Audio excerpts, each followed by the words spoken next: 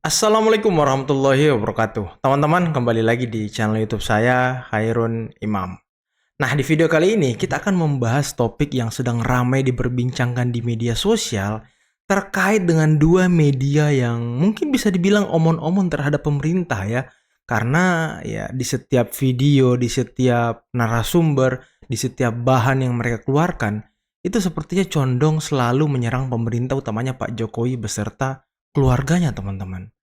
Ya, mungkin kalian sudah bisa membayangkan ya kan, dua media ini apa gitu.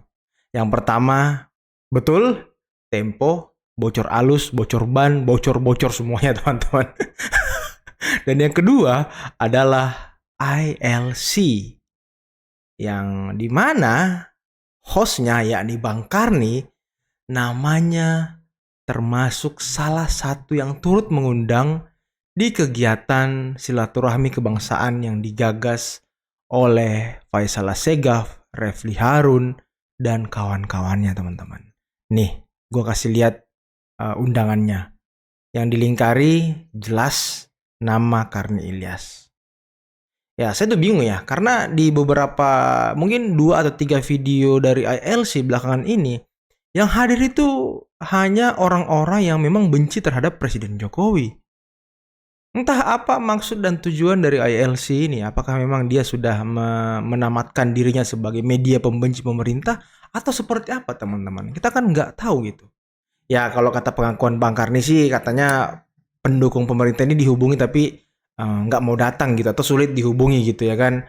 Tapi Kodari datang teman-teman. Kodari malah menghajar 5 orang narasumber pembenci pemerintah yang omon-omon itu. Omon-omon banget, omon-omon sekali teman-teman. Berbicara hanya dengan asumsi-asumsi, hanya dengan emosi-emosi liar, ya tanpa data, tanpa fakta. Dan mereka berharap bisa mengadili Pak Jokowi. Aduh, mimpi di siang bolong. Nah, yang kedua adalah majalah Tempo atau bocor alus atau Tempo atau itulah namanya teman-teman ya. Kalau Anda ingat beberapa hari yang lalu, nah ini saya kasih lihat gambarnya ya. Tempo menulis nih, ini nih tulisan Tempo nih ya, tulisan Tempo teman-teman nih. Saya gedein. Nah, jika Anda terpapar konten media sosial, pidato menteri, atau berita media massa yang memuji-muji program dan kebijakan Jokowi, Anda mungkin sedang mengonsumsi propaganda. Waduh, mengonsumsi propaganda. Sekarang saya punya argumen seperti ini ya. Kalau Anda mendengarkan orasi, pidato, ataupun adu domba dari ya orang-orang yang membenci Presiden Jokowi, termasuk Tempo lah, bocor alus lah.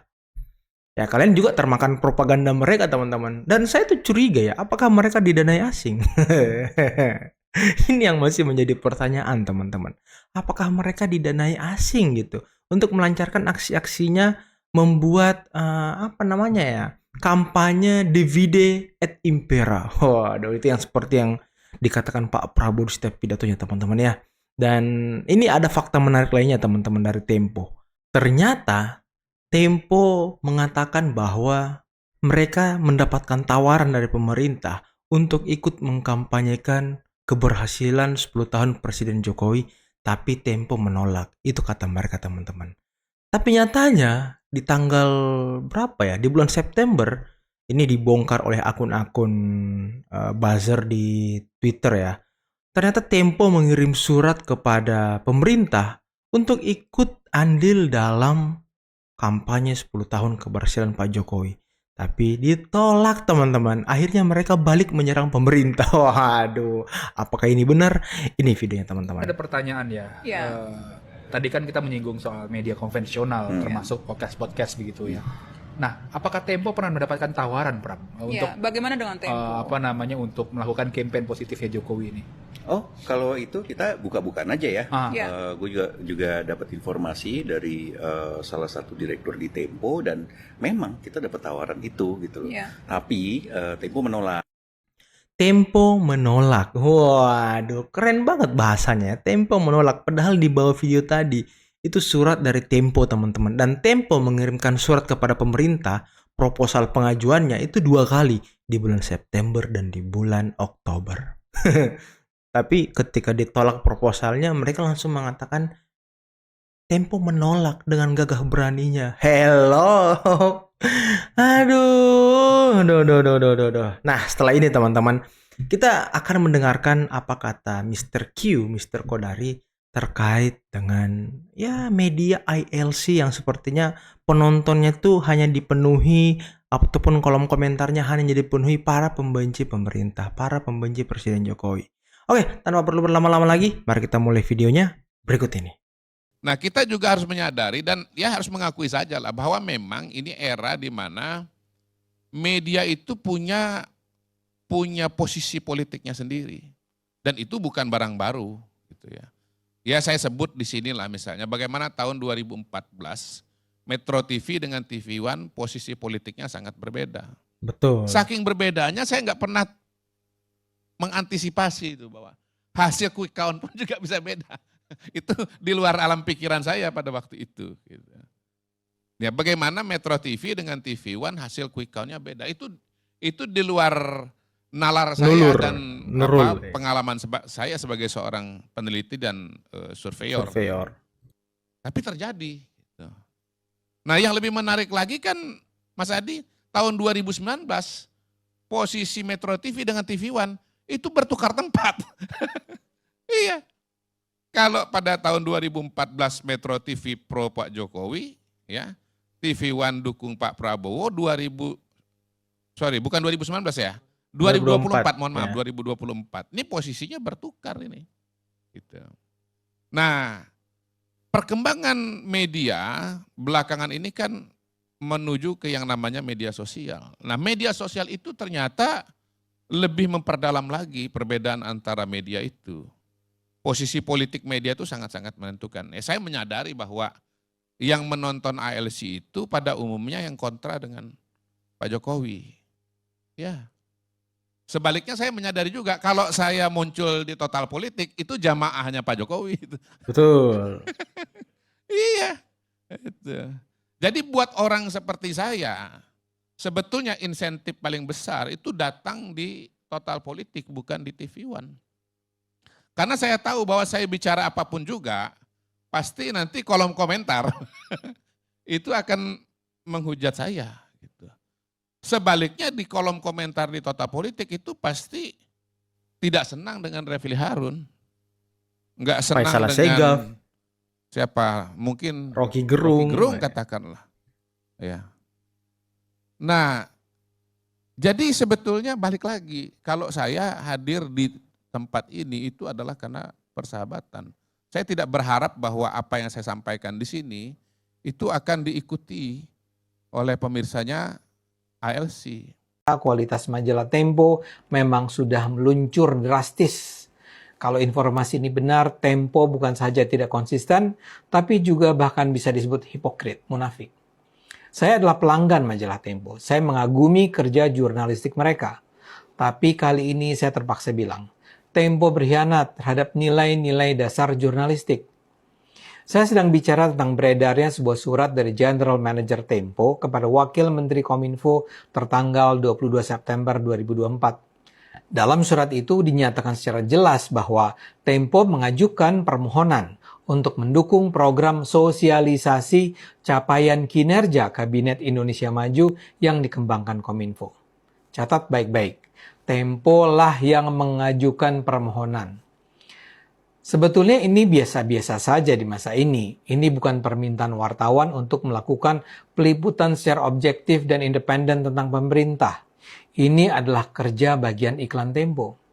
Mereka berharap pemerintah bersedia mengucurkan dana agar Tempo menyajikan laporan yang membangun citra positif pemerintah. Nilainya miliaran rupiah. Dan ini adalah hal yang biasa saja dilakukan oleh media saat ini, karena mereka sulit survive hanya dari pemasukan iklan. Di era online ini, semakin banyak pengiklan yang memilih tidak beriklan di media masa cetak. Jadi bentuk-bentuk kerjasama dengan lembaga-lembaga, termasuk pemerintah, yang bersedia mensponsori pemberitaan media menjadi semakin lazim dilakukan. Saya ulang ya, sebenarnya ini biasa-biasa saja. Masalah dengan Tempo adalah redaksi Tempo sendiri sekarang mengecam pendanaan berita media oleh pemerintah yang mereka sebut sebagai pelanggaran etika. Dan redaksi Tempo mengatakan mereka tidak bersedia menerima berita pesanan semacam itu. Saya sendiri tidak tahu apakah penawaran Tempo itu dipenuhi Kominfo. Saya duga Kominfo menolaknya dan kini Tempo mungkin membalas dengan menjelek-jelekan pemerintah. Tapi apapun hasil dari tawaran kerjasama itu, yang jadi masalah, redaksi Tempo membangun image bahwa mereka tidak terlibat dalam pola pemberitaan semacam itu, padahal Tempo sendiri mengajukan penawaran. Buat saya, ini sangat memalukan. Serangan Tempo ini bisa disaksikan dalam acara diskusi 3 wartawan Tempo di kanal YouTube mereka, yang disaksikan 780.000 penonton. Nama program diskusinya adalah Bocor Alus, yang menghadirkan 3 pemain utama, Stefanus Pramono, Hussein Abri, dan Fransika Kristi Rosana. Pada edisi 12 Oktober, mereka menampilkan diskusi dengan judul Iming-iming duit kampanye keberhasilan Jokowi. Pada intinya, mereka bicara soal adanya kampanye oleh pemerintah di bulan Oktober ini untuk menampilkan keberhasilan Jokowi selama 10 tahun memimpin Indonesia. Kampanye pemerintah itu dilakukan secara masif melalui beragam media, baik media massa dan media sosial. Tempo menyebut ini adalah orkestrasi dari pemerintah untuk mengkampanyekan keberhasilan Jokowi. Di bawah koordinasi Kominfo, masing-masing kementerian memproduksi bukan hanya tulisan, tapi juga video-video pendek berdurasi 30-90 detik yang disebarkan melalui berbagai platform media sosial. Untuk Keren keberhasilan juga sih. kampanye, Kominfo juga mengucurkan dana pada media massa untuk mengabarkan keberhasilan tersebut. Kemudian Tempo mengatakan, mereka sebenarnya menerima saja upaya pemerintah mengkampanyekan keberhasilan Jokowi kalau saja dilakukan dengan cara beretika. Jadi, kalau saja dilakukan dengan cara beretika. Tempo menganggap kampanye ini tidak etis. Ini tidak etis karena pemerintah meminta informasi positif itu ditampilkan media sebagai bukan iklan, melainkan seolah-olah berita. Tempo mengatakan mereka juga pernah mendapat tawaran untuk memuat kampanye positif Jokowi itu. Tapi Tempo menolak. Tempo hanya mau kalau berita-berita yang dibayar semacam itu dihadirkan di kolom advertorial sehingga pembaca tahu bahwa itu adalah berita pesanan pemerintah, bukan berita organik. Tempo juga mengutip pernyataan Ketua Dewan Pers yang menuduh pemerintah memaksakan materi yang seharusnya masuk sebagai iklan atau advertorial menjadi seolah-olah hasil peliputan. Karena itu, Tempo menganggap Jokowi melakukan pelanggaran etika. Nah, teman-teman, bagaimana menurut kalian setelah mendengar 2 video tadi? Dari Mr. Kodari dan juga dari Ade Armando. Kalau ALC ya mungkin kita sudah tahu semua teman-teman ya. Kalau Tempo ya kita juga sudah tahu semua, tapi ada hal yang sangat menggelitik gitu ya kan. Ya, Tempo mengkritik bahwa pemerintah melakukan tindakan yang tidak etis untuk mengkampanyekan 10 tahun Presiden Jokowi. Saya hanya mau mengatakan begini ya. Lebih etis mana pemerintah dan beserta jajarannya mengkampanyekan 10 tahun kepresidenan Joko Widodo? Atau mereka yang selama ini rapat tiap hari mengata-ngatai Jokowi, ingin menggulingkan Jokowi, ingin menghabisi Jokowi. Lebih etis mana gitu? Apakah media sosial, media online, ataukah kanal YouTube hanya ingin dipenuhi oleh orang-orang yang membenci Pak Jokowi? Tanpa adanya perlawanan dari pemerintah kan harus fair dong. Oke lah, dia mengatakan bahwa nantinya seperti ini teman-teman. Ini kan mereka menggunakan uang negara. Ini tidak menggunakan uang negara. Oke, tapi apakah mereka tidak didanai oleh pihak-pihak tertentu? Dari mana anggaran yang mereka keluarkan untuk menyewa ini, menyewa itu? Apalagi kegiatan mereka itu selalu dilaksanakan di hotel. Apakah itu hotel hanya mempersilahkan, oh ya silahkan pakai aja gratis dan segala macam? Kan nggak mungkin.